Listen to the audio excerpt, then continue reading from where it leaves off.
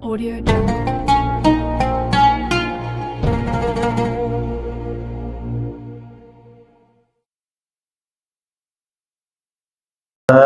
بلغ مقاصدنا واغفر لنا ما مضى يا واسع الكرم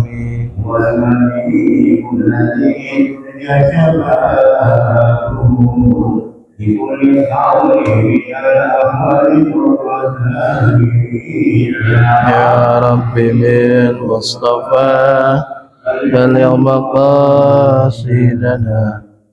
واغفر لنا ما مضى يا واسع الكرم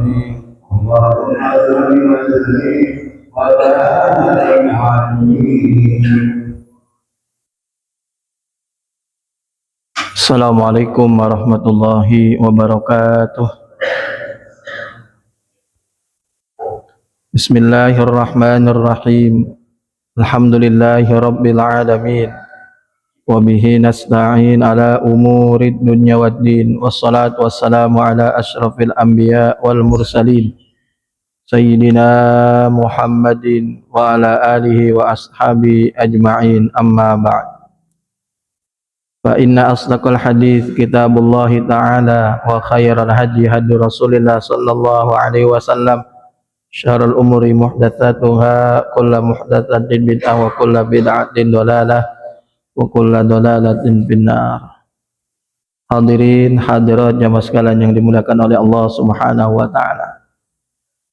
Pada pagi hari ini saya tidak melanjutkan pelajaran kitab Al-Adhkar lil Imam Nawawi dikarenakan pada hari ini bertepatan tanggal 12 Rabiul Awal, di mana pada tanggal tersebut ada suatu peristiwa yang begitu agung dan besar. Tentunya kita senantiasa diperingatkan dan selalu diingatkan dengan peristiwa tersebut, sehingga ada peningkatan keimanan kita kepada Rasulullah Sallallahu Alaihi Wasallam. Jadi setiap tempat, setiap waktu di mana kita hadir di majlis Maulid Nabi Sallallahu Alaihi Wasallam itu membawa kesan dan pesan baru, supaya kecintaan kita kepada beliau betul-betul bertambah dan ingin berjumpa dengannya dan ingin sekali bermimpi atau memimpikan beliau. Karena ada dalam satu riwayat, man ra'ani fil manam kama ra'ani fil yaqzah. Barang siapa yang memimpikanku ketika orang itu tidur, berarti apa? Dia mimpi Rasulullah SAW, maka seakan-akan dia melihatku ketika dia sadar. Karena syaitan tidak bisa menyerupai Nabi Sallallahu Alaihi Wasallam. Saking begitu dahsyatnya apa yang dikeluarkan oleh Rasulullah Sallallahu Alaihi Wasallam, kita pun ingin supaya apa? Supaya keimanan kita semakin lama semakin meningkat. Dan disinilah didikan Rasulullah Sallallahu Alaihi Wasallam kepada sahabatnya. Ketika dia baru masuk Islam, belajar Islam, semakin lama semakin cinta kepada Islam, bahkan matinya pun berani karena Islam. Meskipun kesenangan dunianya belum dia miliki dan pada saat itu dia ingin miliki, tetapi karena Islam sudah memanggilnya, dia tinggalkan demi untuk agama Islam. Kan ada seorang sahabat yang sudah lama ingin menikahi seorang wanita, seumur-umur dia nggak dapat atau belum dapat, tetapi ketika sudah dapat dan menikahinya, di malam hari ada panggilan jihad, panggilan untuk berjuang di jalan Allah Subhanahu wa ta'ala. Akhirnya sahabat tersebut apa? Kalau orang kita mungkin kalau bukan sahabat, Apa yang dilakukan? Nanti dulu, karena nikah juga apa? Sunnah Nabi SAW. Tetapi bagi sahabat tidak. Kalau sudah agama yang memanggil, urusan dunia yang lainnya harus ditinggalkan. Jadi ketika masuk malam hari, sebenarnya itu waktunya pengantin baru untuk melakukan hubungan, tetapi karena panggilan dari Rasul, langsung meninggalkan istrinya berjuang di jalan Allah Subhanahu wa taala. Ini adalah didikan Rasulullah sallallahu alaihi wasallam. Nah, kita ingin seperti sahabat seperti itu, dan banyak cerita-cerita yang lain yang menyebabkan para sahabat harus berjuang demi hartanya. Cerita ini sudah masyhur. Siapa beliau? Abdurrahman bin Auf. Begitu dahsyatnya dia memahami harta ini, dan beliau adalah manusia terkaya pada saat itu. Mungkin pada saat ini pun beliau paling terkaya, tetapi dia memahami harta untuk di jalan Allah Subhanahu wa taala jauh lebih bermanfaat. Akhirnya pas hartanya semuanya dituangkan untuk di jalan Allah Subhanahu wa taala. Dari mana? Dari akhir hidupnya terbukti. Ketika kain kafannya atau penutup dari tubuh beliau ditarik ke kaki, kepalanya kelihatan. Ditarik ke kepala, kakinya kelihatan. Padahal beliau orang terkaya pada saat itu, tetapi karena hartanya semua dijalankan untuk agama Allah Subhanahu wa taala, dia perjuangkan betul-betul ikhlas karena Allah Subhanahu wa taala. Tidak sedikit pun tergores hatinya untuk dipuji, tidak ada sedikit pun di dalam dirinya untuk mendapatkan sanjungan dari Rasulullah sallallahu alaihi wasallam. Bahkan saking begitu dahsyatnya beliau dalam berjuang dengan hartanya, beliau dimasukkan ke dalam salah satu 10 sahabat yang dimasukkan ke dalam surga tanpa hisab. Kita pengen seperti itu. Jadi setiap tahun kita memperingati Maulid, kita hadir di satu majelis, kita ingin menambah wawasan dan kita amalkan. Jadi jangan cuma sekedar menambah wawasan tapi tidak diamalkan. Ini belum sempurna. Karena ilmu setelah didapat, kewajiban berikutnya apa? Pemahaman. Setelah paham baru diamalkan. Jadi jangan belum paham udah diamalkan, biasanya nanti banyak kesalahan. Ilmu didapat, paham, diamalkan. Jadi konsep manusia hidup untuk lebih maju ke depan adalah pertama, gali ilmu sebanyak mungkin, pahami dengan sebaik-baiknya dan sebenar-benarnya, baru diamalkan.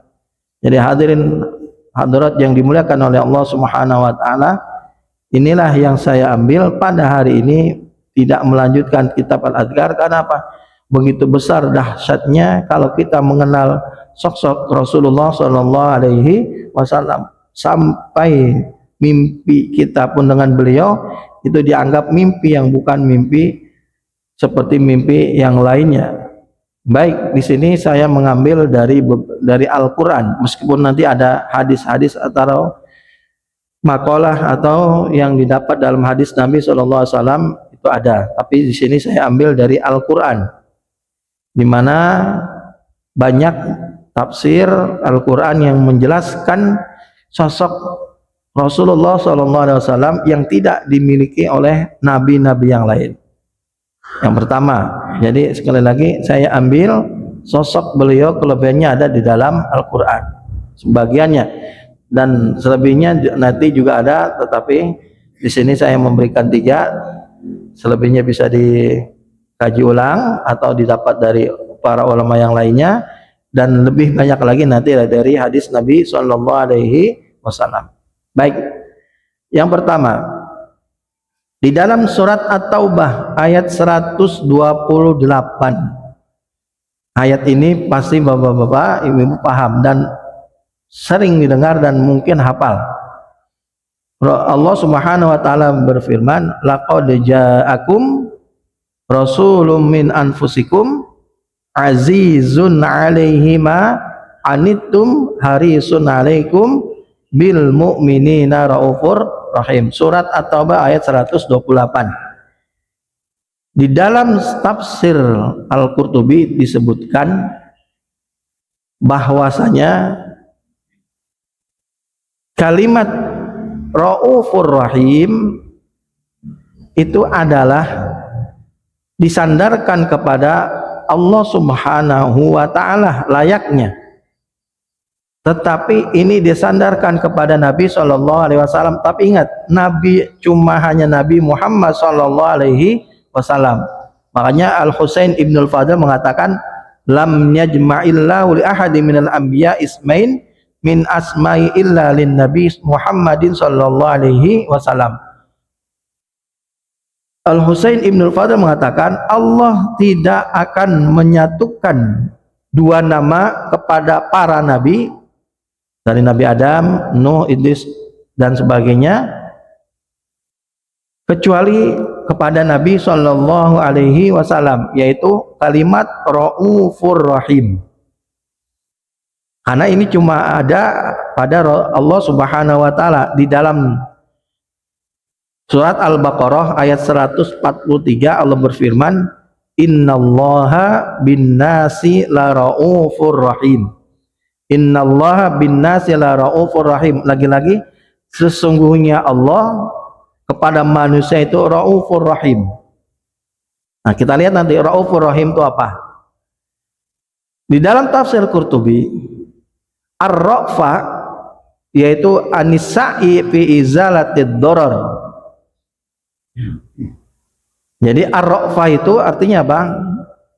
Berusaha untuk menghilangkan sesuatu yang tidak bermanfaat apalagi bahaya. Jadi sosok Nabi sama dengan Allah Subhanahu wa taala, bagaimana hambanya itu tidak disakiti oleh Allah Subhanahu wa taala. Makanya Allah sedikit pun tidak pernah berbuat zalim, tetapi manusialah yang berbuat zalim. Dan di sini pun sama, Allah Subhanahu wa taala memberikan kelebihan kepada Nabi Shallallahu alaihi wasallam kalimat apa? Rauf. Apa rauf? Berusaha untuk menghilangkan sesuatu yang tidak bermanfaat apalagi berbahaya. Jadi sekali lagi, kalimat rauf tidak pernah disandarkan kepada Nabi, para Nabi, kecuali Nabi Muhammad Sallallahu Alaihi Wasallam. Nah, ini kelebihan Nabi Sallallahu Alaihi Wasallam dari para Nabi. Kalimat kedua apa? Rahim. Apa itu rahim? Ar-rahmah, ibarah anisa'i fi isalin naf'i, yaitu Rasulullah SAW berusaha untuk mendatangkan sesuatu yang bermanfaat. Jadi yang pertama ar-ra'fah, berusaha untuk tidak mendatangkan sesuatu yang tidak bermanfaat. Artinya apa? Sesuatu yang tidak enak terjadi pada umatnya, sesuatu yang tidak nyaman kepada umatnya, sesuatu yang berbahaya kepada umatnya, itu berusaha Nabi SAW tidak menimpa kepada umatnya, yaitu Nabi Muhammad SAW. Yang kedua, ar-rahmah, berusaha untuk memberikan sesuatu yang bermanfaat. Ini kan sesuatu yang tidak dimiliki kecuali kepada zat Allah Subhanahu wa Ta'ala, tetapi ini dimiliki oleh Nabi Shallallahu Alaihi Wasallam. Tapi ingat, kelebihan ini tidak dimiliki kecuali kepada Nabi Muhammad Shallallahu Alaihi Wasallam. Mana buktinya? Lihat, di akhir Nabi meninggal, yang dicari, yang dikhawatirkan bukan anak dan istrinya, tetapi apa? Umatnya. Ketika Nabi menyandarkan kepalanya kepada Siti Aisyah, Rasulullah SAW mengatakan, ummati, ummati, ummati. Siti Aisyah kaget, ada apa wahai suamiku, sampai kau mengatakan umatku, umatku, umatku. Kalimat ini tidak pernah diucapkan Nabi SAW kecuali beliau ingin meninggalkan dunia ini. Apa yang dikhawatirkan Nabi SAW? Inna lil mauti lasakarat, sesungguhnya kematian itu akan ada yang namanya sekarat. Semua manusia akan mengalami apa? Sakaratil maut. Ini menggambarkan Nabi takut terjadi kepada umatnya, bukan Nabi akan mendapatkan sesuatu yang susah dalam ketika ingin meninggal, tidak. Karena Nabi sudah tahu di dalam sakaratil maut itu begitu dahsyatnya kejadian kepada manusia yang mereka belum sampai taubat dalam hidupnya. Mereka, mohon maaf, bermain dengan jin, berkawan dengan jin, minta pertolongan dengan jin, sampai kebal, tidak mempan ditusuk, tidak mempan dibunuh. Itu kenapa? Pertolongan dengan jin. Bukan karena ada kelebihan dia dari Allah Subhanahu wa taala dengan amal solehnya, tetapi dia berhubungan dengan jin. Dalam satu riwayat, orang tersebut kalau belum sampai bertaubat, maka nanti menjelang sakaratil maut, setan dan jin yang dia kawani selama hidupnya meminta kepada orang tersebut, la takul qaula la ilaha illallah, jangan kau ucapkan kalimat la ilaha illallah. Kenapa?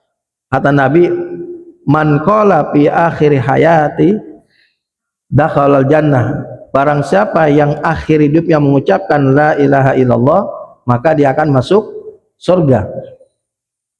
Ini diminta oleh jin yang dia berseteru ketika di hidupnya dan selalu dibantu oleh jin. Makanya jin berharap jangan sampai kau mengucapkan kalimat ini, dan ini terus bertarung kepada orang tersebut. Makanya jangan, kalau Bapak Ibu melihat orang yang punya susuk, orang yang punya kelebihan dalam sesuatu yang tidak lazim dalam kehidupan, dan dia minta pertolongan kepada sosok jin, padahal kita disuruh untuk berlindung kepada jin, ini malah orang berkawan dan berlindung kepada jin. Apa yang kita jauhkan? A'udzubillahi minasyaitonir rajim. Padahal kita berlindung kepada Allah dari syaitan yang terkutuk. Ini ada manusia yang malah berkawan dengan jin. Akhirnya apa? Orang tersebut terus diminta. Makanya orang yang tersebut biasanya apa? Akhir hidupnya tidak akan mudah. Mohon maaf, sudah buang air di situ, sudah tidak makan dan minum, tapi buang air, menyusahkan orang, sehingga apa? Ya terus setan meminta kepadanya, tolong jangan kau ucapkan la ilaha illallah. Tapi kan ini bertentangan dengan dia sholat. Dan disinilah peranan setan terus meminta kepada manusia yang ketika hidupnya terus meminta bantuan kepada jin. Akhirnya apa? Jangan kau ucapkan la ilaha illallah. Makanya Rasulullah SAW meminta kepada Allah Subhanahu wa taala, dan khawatir ini terjadi kepada umatnya. Kalau kita mungkin manusia selalu mengkhawatirkan siapa? Anak. Khawatirkan lagi apa? Istri. Yang ketiga, orang-orang kerabat yang terdekat dengan kita. Sedangkan Nabi enggak, jauh lebih besar kekhawatirannya kepada umatnya. Berarti apa? Semua yang beriman kepada Allah dan Rasulnya itu dianggap umatnya Nabi Shallallahu Alaihi Wasallam. Meskipun dia tidak melihat Nabi, tetapi akhir hidupnya tidak musyrik, maka dia dikatakan sebagai umat. Tetapi ada orang yang hidup semasa Nabi dan dia tidak dianggap umat karena dia apa? Dia tidak beriman kepada Allah dan Rasulnya. Siapa mereka? Banyak. Abu Jahal, Abu Lahab, orang-orang yang memang diberikan bisa melihat Nabi SAW tapi tidak beriman kepada Nabi SAW. Dan ini gambaran bahwasanya Rasulullah SAW ingin umatnya itu mengikuti jejak beliau. Jadi sekali lagi, kelebihan yang diberikan kepada Allah berikan kelebihan kepada Nabi SAW, yaitu apa? Rasulullah SAW berharap agar umatku tidak merasakan sakaratil maut. Besar dan begitu dahsyatnya orang yang ketika sakaratil maut. Dan itu artinya apa? Ini materi, kalau kita mau jelajahi lagi seperti apa sih sakaratil maut, dahsyat. Makanya ini sekedar gambaran saja. bahwasanya manusia di akhir hidupnya dia akan menghadapi dengan yang namanya sakaratil maut. Makanya di dalam akhir doa kan ada Allahumma hawin alaina fi sakaratil maut. Dan ini sering disampaikan kepada guru kita almarhum al-maghfurah Haji Sofwan Nizami, bahwasanya manusia meminta di dalam akhir hidupnya ketika sakaratil maut dimudahkan, karena begitu dahsyatnya peristiwa sakaratil maut. Yang kedua, sampai Rasulullah SAW berharap sedikit imanmu saja di dalam hidupmu dan kau tidak pernah musyrik, kamu akan bisa masuk ke dalam surganya Allah Subhanahu wa taala. Ingat, sedikit saja ada umat Nabi SAW dalam hidupnya, umpama dia pemabok, penzina, pencuri dan sebagainya, tapi dia masih beriman kepada Allah Subhanahu wa taala dan tidak menyekutukan. Masalah musyrik kan enggak sepele, Pak. Bisa saja pencuri itu koruptor, penjudi, penzina bisa musyrik. Dia minta pertolongan dengan jimatnya. Jadi bukan berarti kata-kata meskipun dia penzina, pemabok itu akan masuk surga. Maksudnya apa? Ketika dia melakukan itu tidak ada di dalam hidupnya dia menyekutukan Allah Subhanahu wa taala. Itu syaratnya. Karena keimanan seseorang akan pupus bila dia menyekutukan Allah Subhanahu wa taala. Bukan berarti jangan dipahami kalau orang itu berzina, berjudi dan lain-lainnya dia akan masuk surga, belum tentu. Kalau di dalam hidupnya itu masuk dalam kategori kesyirikan, ya maka tidak bisa masuk ke dalam surganya Allah Subhanahu wa taala. Makanya Nabi SAW saking berharapnya umatnya masuk ke dalam surganya Allah, sedikit iman di dalam umatku maka dia akan masuk ke dalam surganya Allah Subhanahu wa taala. Jadi hadirin hadirat yang dimuliakan oleh Allah Subhanahu wa taala, tidak ada nabi yang sebegitu besarnya dahsyatnya cinta kepada umatnya kecuali Nabi Muhammad sallallahu alaihi wasallam. Bahkan kalau kita mau melihat banyak riwayat, sampai kita sholat pun tidak membaca salawat, sholat kita nggak sah. Makanya di akhir tahiyat kita harus ada salawat kepada Nabi sallallahu alaihi wasallam setelah tahiyat. Allahumma sholli ala sayyidina Muhammad wa ala ali sayyidina Muhammad. Masalah nanti wa barik ala Allahumma sholli ala sayyidina kama shallaita ala Ibrahim wa ala Ibrahim, itu nggak dibaca nggak masalah. Tapi kalau sampai salawat tidak dibaca dalam salat, maka salat kita tidak sah. Itu yang pertama. Yang kedua, salat kita tidak sah kalau kita salat tidak mengikuti apa yang dilakukan oleh Rasulullah SAW. Apa buktinya? Sallu kama ra'aitumuni usolli. Salatlah kalian sebagaimana kalian melihat aku salat. Bagaimana kita melihat salatnya Nabi? Lihat pengajaran dari para ulama. Jangan kita melihat orang-orang sekarang dia belajar salatnya dengan medsos. Orang belajar dengan sekarang gampang sekali menyalahi orang karena apa? Belajarnya dengan medsos, sehingga dia tidak tahu apakah itu sholatnya sah atau tidak. Makanya sholat ilmu sholat kalau didapat dari gurunya, maka dia bisa dijamin sholatnya itu sah karena gurunya akan melihat dan mengontrol kalau sholatnya itu benar atau belum benarnya. Jadi hadirin hadirat yang dimuliakan oleh Allah Subhanahu wa taala, salat kita saja tidak akan sah kalau salat kita tidak sesuai dengan salat Nabi sallallahu alaihi wasallam. Dari mana kita tahu salatnya Nabi? Dari pengajaran para ulama. Al ulama warasatul anbiya. Ulama itu adalah pewaris dari para nabi. Apalagi alam semesta ini, langit dan bumi tidak diciptakan kalau tidak diciptakan Rasulullah Sallallahu Alaihi Wasallam. Karena apa? Keinginan Allah diberikan kepada Nabi Sallallahu Alaihi Wasallam dan bisa ditiru oleh manusia. Makanya Nabi Sallallahu Alaihi Wasallam dari jenis manusia, bukan dari jenis malaikat dan bukan dari jenis setan.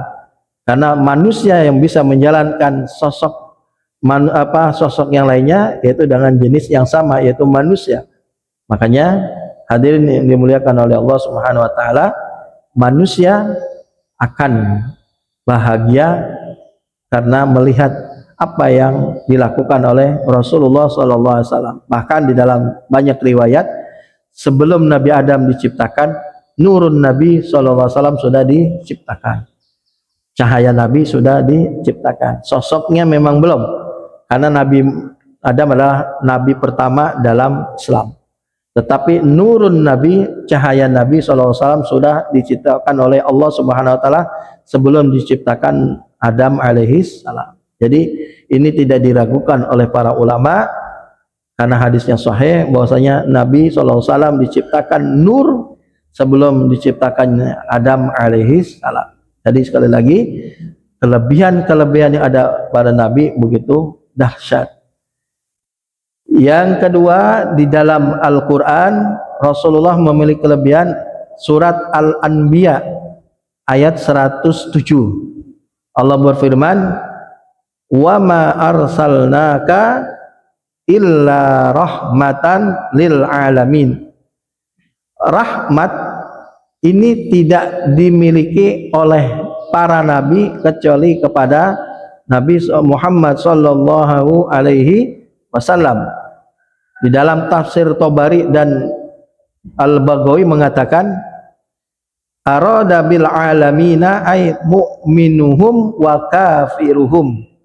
Yang dimaksud dengan rahmat bahwasanya Allah mengutus Nabi SAW adalah untuk rahmat semesta alam. Berarti apa? Baik orang kafir ataupun orang mukmin, Nabi memberikan sesuatu yang bermanfaat. Lihat saja negara-negara yang menjalankan apa yang dijalankan oleh Nabi SAW, maka negara itu akan dicintai oleh banyak orang. Contohnya apa? Kebersihan. Negara Eropa adalah salah satu negara yang menjalankan kebersihan yang lebih dahsyat dari negara-negara lain yang mayoritas muslim tapi kebersihannya tidak dijaga. Makanya Eropa negara yang dicintai karena kebersihannya. Itu baru satu sisi yang dijalankan oleh Nabi SAW dan dijalankan oleh orang yang di luar Islam. Bagaimana yang lainnya? Yang kedua, kita ambil contoh saja, negara-negara lain yang melakukan korupsi itu dengan dihukum dengan hukuman yang berat. Makanya negara itu aman dari yang berbau korupsi. Kenapa? Pencurian di dalam Islam, Nabi SAW mengatakan di dalam hadisnya atau dikuatkan di dalam Al-Quran bahwasanya wasariqu wasariqatu faqtau aydiyahuma jazaa'an bima kasaba nakalam minallah. Pencuri laki dan pencuri perempuan itu dipotong tangan keduanya. Makanya negara yang menjalankan apa yang dijalankan oleh Nabi SAW, pasti negara itu akan aman.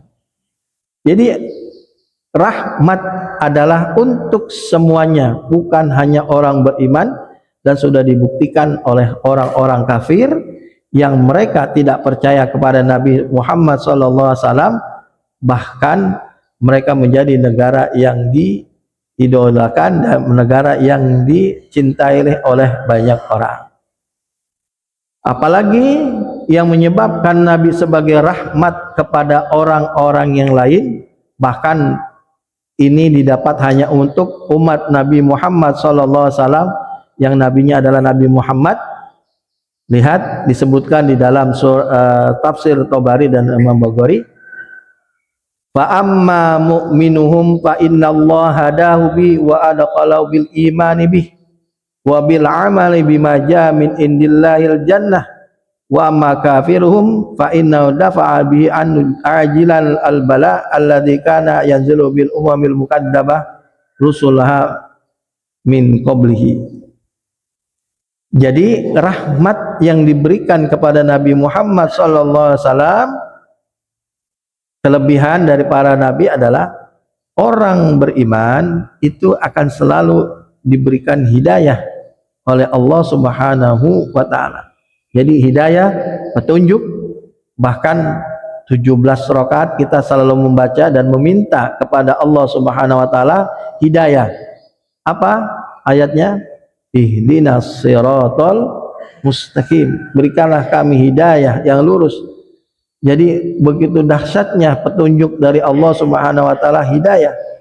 Bahkan Allah menyinggung ketika peristiwa Nabi SAW meremehkan orang yang ingin masuk Islam, tetapi lebih mengedepankan orang besar. Tapi Nabi SAW langsung ditegur, fa innaka la tahdi man ahbabta walakinnallaha yahdi may yasha. Jadi ada peristiwa Abdullah ibnu Maktum dalam surat Abasa.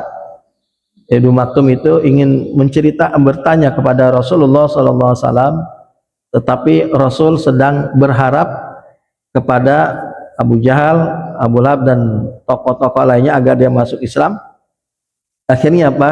Abdullah ibnu Maktum kalau bahasa kita apa? Di nomor 2-kan.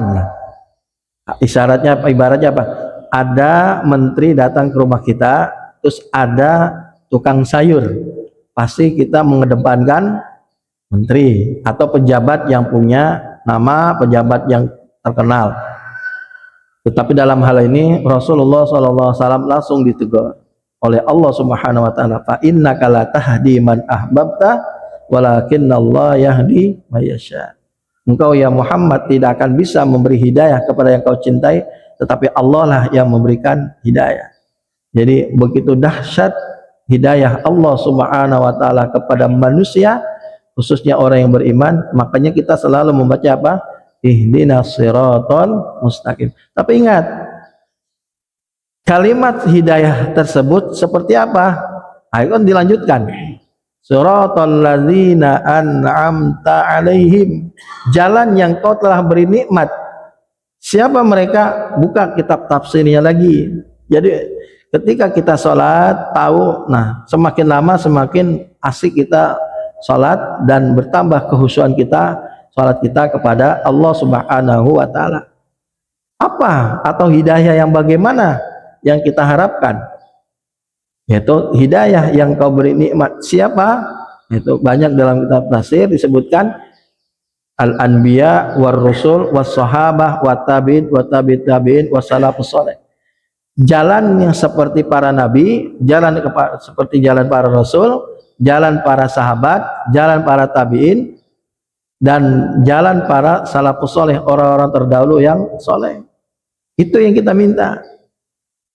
Dan kalimat itu begitu dahsyat, mencakup seluruh aspek, baik urusan dunia maupun urusan akhirat. Lihat perjuangan para nabi, lihat perjuangan para rasul, lihat perjuangan para sahabat, lihat perjuangan para tabi'in dan ulama. Mereka bukan hanya urusan dunia, sholat, puasa, haji, zikir dan lainnya, tetapi dalam urusan dunia mereka selalu berada di garda depan. Makanya hidayah yang kita minta adalah hidayah yang diberikan mereka oleh Allah Subhanahu wa taala dalam urusan dunia dan akhirat. Makanya kalimat hidayah di situ yang kita minta adalah hidayah yang Allah berikan kepada mereka. Bukan hidayah siapa? Bukan hidayah ghairil maghdubi alaihim waladhdallin, bukan petunjuk, bukan jalan orang-orang maghdub. Siapa? Orang Yahudi. Waladhdallin siapa? Orang Nasrani. Kenapa di situ disebutkan al-maghdub orang Yahudi? Karena orang Yahudi itu Pak, memang di dalam Al-Quran dan banyak hadis memang mereka itu orang pintar, tetapi pinternya tidak mau beriman kepada para nabinya. Tidak aneh, bahkan sampai sekarang pun dibuktikan dengan kepintaran orang Yahudi lewat apa? Ekonomi dunia dikuasai oleh orang Yahudi. Contohnya apa? Di mana negara pasti ada yang namanya apa? KFC. Di mana negara pasti ada yang namanya Coca-Cola. Di mana apa lagi? McDonald, pasti negara itu pasti ada. Karena itu produk Yahudi, yang mana memang Yahudi itu pintar dan cerdas dalam memanage apapun yang dimiliki. Bahkan telekomunikasi pun mereka perjuangkan. Nah, disinilah Allah buktikan memang orang Yahudi itu pintar, tetapi kepintarannya dia murka kepada ajaran Nabi mereka. Ya, tentunya Nabi Musa alaihissalam, kalau kita mau lihat sejarah Nabi Daud alaihissalam. Jadi hadirin yang dimuliakan oleh Allah Subhanahu wa taala, jadi kepintaran orang Yahudi memang disebutkan di dalam Al-Quran dan di dalam hadis, memang mereka orang pintar, tapi mereka pintarnya menjauhi dari agama atau menjauhi dari Rasulnya, dan kita nggak mau. Makanya Nabi SAW selalu mengingatkan agar supaya apa? Jangan terlalu tergiur dengan urusan dunia, atau apa? I'mal lidunyaka ka'annaka ta'isu abada wa'mal li akhirata ka'anna kamu tugoda. Bekerjalah kamu untuk dunia ini seperti seakan-akan kamu hidup selamanya. Tapi ingat, bekerjalah dalam urusan akhirat, sholat, puasa, zakat, zikir, seakan-akan kamu mati besok. Itu menunjukkan apa? Jangan sampai kita lupa dalam urusan dunia seperti orang Yahudi dan Nasrani. Dan ini memang sangat-sangat jauh. Makanya sampai sekarang Palestina tidak bisa berkutik dengan dibombardirnya oleh Israel. Nah, bagaimana dengan orang-orang yang tidak percaya dengan apa yang dibawa oleh Nabi SAW? Lihat, rahmat ini diberikan kepada Nabi Muhammad. Setiap orang berbuat dosa tidak langsung diberi balasan. Beda dengan umat-umat terdahulu. Makanya Nabi SAW di sini disebutkan wa ma arsalnaka illa rahmatan lil alamin. Rahmat di sini artinya apa? Di antaranya Allah Subhanahu wa taala tidak langsung mengadab, tidak langsung menghukum umat Nabi Muhammad SAW dengan dosa-dosa yang begitu dahsyat dilakukan. Kalau kita lihat saja, begitu banyak dosa yang kita lakukan, apakah Allah langsung murka? Enggak. Tapi lihat, di era zaman Nabi Musa alaihissalam, umat Nabi Musa tidak mau mengikuti apa yang diajarkan oleh Nabi Musa. Tidak boleh apa? Mancing. Tidak boleh mancing pada hari Sabtu. Memang Allah uji ketika hari Sabtu itu ikan lebih dahsyat daripada hari-hari selain hari Sabtu. Digoda. Akhirnya apa? Mancinglah umat Nabi Musa alaihissalam.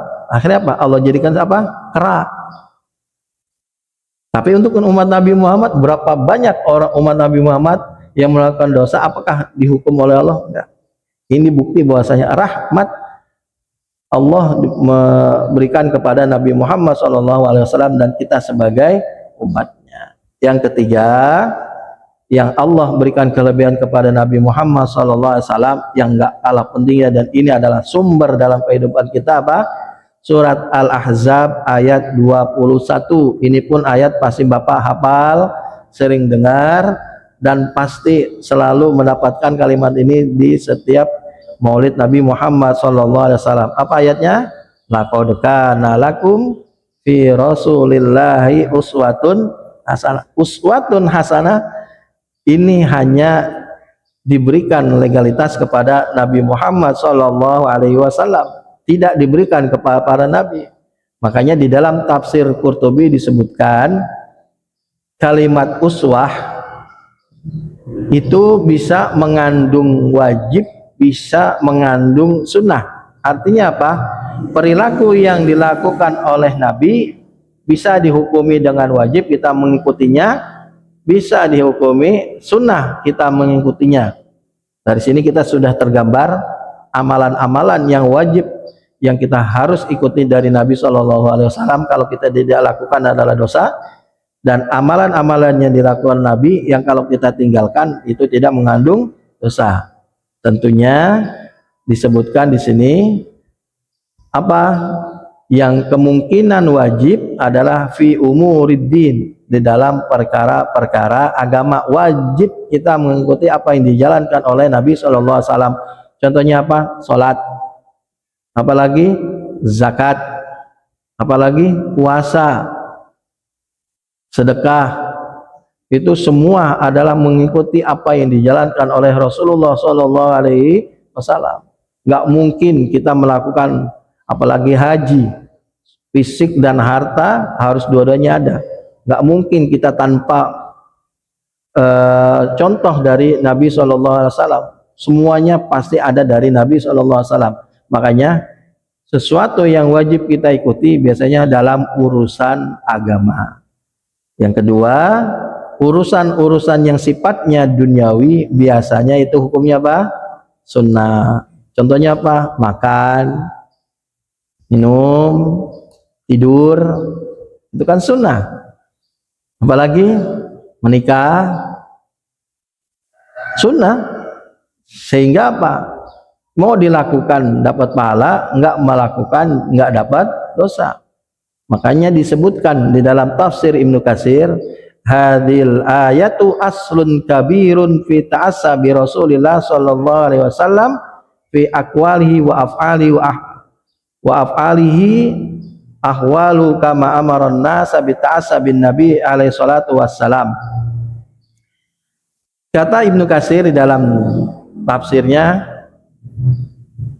Al-Qur'anil Azim, beliau mengatakan ayat ini yaitu dalam surat Al-Ahzab ayat 21, beliau mengatakan ini ayat adalah sumber terbesar kalau kita mengikuti jejak Rasulullah sallallahu alaihi wasallam, tidak ada lagi ayat kecuali ayat ini. Kata beliau, baik dalam ucapan ataupun perbuatan ayatnya pasti mengikuti laqad kana lakum fi rasulillahi uswatun hasanah. Makanya perilaku-perilaku yang baik kita pasti mengikuti jejak Rasulullah sallallahu alaihi wasallam. Makanya kalau kita mempelajari lagi dengan ilmu nahwu, uswah itu apa? Nakirah, sifatnya umum. Tapi kalau ma'rifah sifatnya khusus. Tetapi Al-Qur'an dalam hal ini menggunakan kalimat uswah adalah nakirah. Makanya perbuatan baik apapun pasti selalu disandarkan kepada Nabi Shallallahu Alaihi Wasallam. Kesabarannya, tawakalnya, zuhudnya, qanaahnya, waroknya, itu semua ada pada Nabi Shallallahu Alaihi Wasallam. Masa anak-anaknya, masa mudanya, masa tuanya ada pada diri Rasul. Ibadahnya, bagaimana beliau melakukan ibadah ini yang benar dan tidak disalahkan dalam umatnya. Contohnya apa? Beliau tidak pernah meninggalkan tidur sedikit pun dalam hidupnya. Kenapa? Wa atu dzi haqqin haqqo, berikan haknya. Kalau memang itu harus diberikan. Mata punya hak untuk tidur. Dalam hal ini banyak hal-hal yang menyimpang dari ajaran Rasul ketika dia beribadah. Akhirnya apa? Dia tinggalkan tidur, dari habis sholat isya nggak tidur, dia wirid. Akhirnya apa? Pagi-pagi yang seharusnya dia berusaha bekerja untuk menafkahi anak istri, akhirnya apa? Nggak berdaya. Akhirnya apa? Melalaikan kewajiban. Menafkahi anak istri adalah suatu kewajiban, sedangkan wirid yang dilakukan adalah bisa saja sunnah, bisa saja mubah. Tapi mengikuti gerak-gerik apa yang dilakukan Rasul pasti selalu tepat. Maka dengan demikian perilaku Nabi SAW baik perbuatan maupun ucapan pasti selalu cocok dilakukan oleh manusia. Hadirin hadirat yang dimuliakan oleh Allah Subhanahu Wa Taala, itu sebagian dari kelebihan Nabi SAW dari para nabi yang lain yang ada di dalam Al-Quran, dan masih ada yang lainnya, ditambah lagi dari apa yang ada di dalam hadis Nabi Shallallahu Alaihi Wasallam. Jadi tidak bisa kita mengatakan hal tersebut adalah wajib. Dari mana kewajibannya? Itu makanya harus ada sandarannya. Fitrah. Nah, biasa berikan salah satu di dalam hadis yang tidak diberikan kepada umat lainnya apa?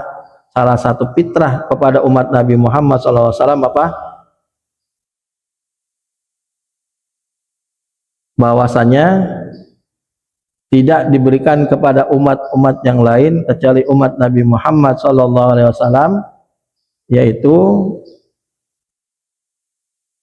dalam merawat apa? Jenggot.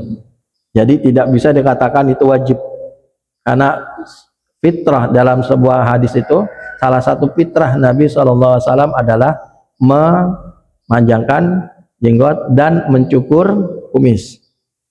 Makanya ini adalah bagian dari kelebihan umat Nabi yang ada di dalam hadis. Tapi itu nanti masih banyak lagi hal-hal yang lain. Mungkin ini saja yang dapat saya sampaikan.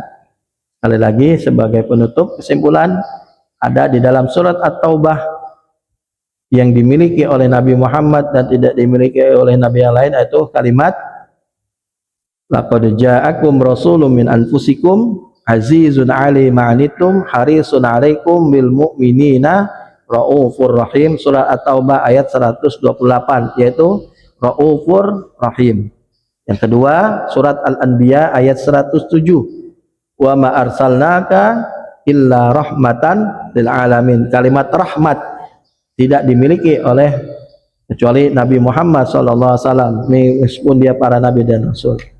Yang ketiga, surat Al-Ahzab ayat 21, laqad kana lakum fi rasulillahi uswatun hasanah. Kalimat uswatun hasanah adalah metode bagaimana manusia memiliki perilaku yang baik, baik ucapan maupun perbuatan, ada pada diri Nabi Shallallahu Alaihi Wasallam. Mudah-mudahan Allah Subhanahu Wa Taala senantiasa memberikan kepada kita kesehatan, afiah dalam hidup, dan diberikan kemudahan dalam mengikuti jejaknya.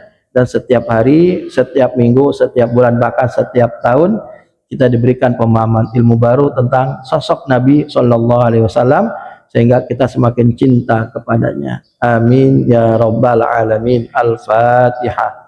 A'udzu billahi minasyaitonir rajim. Bismillahirrahmanirrahim. Alhamdulillahi rabbil alamin. Arrahmanir rahim. Maliki yaumiddin. Iyyaka na'budu wa iyyaka nasta'in. Ihdinas siratal mustaqim. Siratal ladzina an'amta 'alaihim ghairil maghdubi 'alaihim waladdallin. Amin. Wa'fu 'anna ya karim ya arhamar rahimin. Irhamna ya akramal akramin. Akrimna Allahumma bihaqqil Fatihah wa bisirril Fatihah wa bi karamatil Fatihah. Ya farijal ham wa ya kashifal gham ya man li 'abdihi yaghfir wa yarham wa ya dafi'al bala ya Allah ya Rahman wa ya dafi'al bala ya Allah ya Rahim. Ya Allah biha ya Allah biha ya Allah bi husnil khatimah.